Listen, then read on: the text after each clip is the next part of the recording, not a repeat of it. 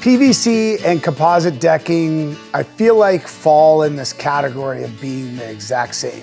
And they are wildly different in my opinion. What we do with our team is we actually send them out to the plants where they manufacture the material. And that's where you really get an idea of the difference in a composite material versus a PVC material.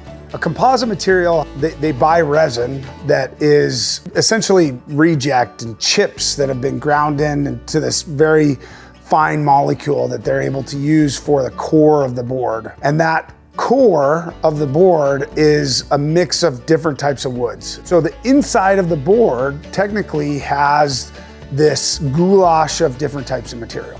What should happen when decks are installed is you should cut the board and then you should seal the end of the board so that way that isn't exposed to the elements.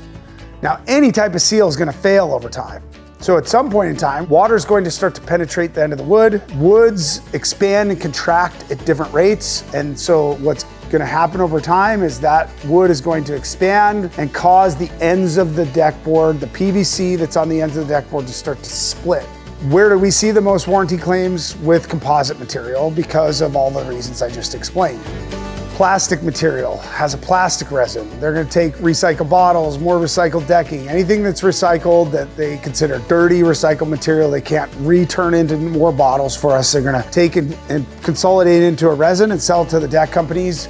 And then that resin is what they're going to use for the core, and then they're going to wrap the outside of it. The advantage is it doesn't have a bunch of materials that absorb water at different rates and expand at different rates. It's all going to expand and contract at the same rate. Now you're not going to have split wood, split boards like you would with the composite material. So you have less warranty issues. The downside to a full PVC material is it is going to travel a little bit more than a composite material, meaning that your gapping is a little bit different for this material because it's going to expand in hot temperatures a little bit different than a composite material is going to. That is the difference between composite and PVC decking.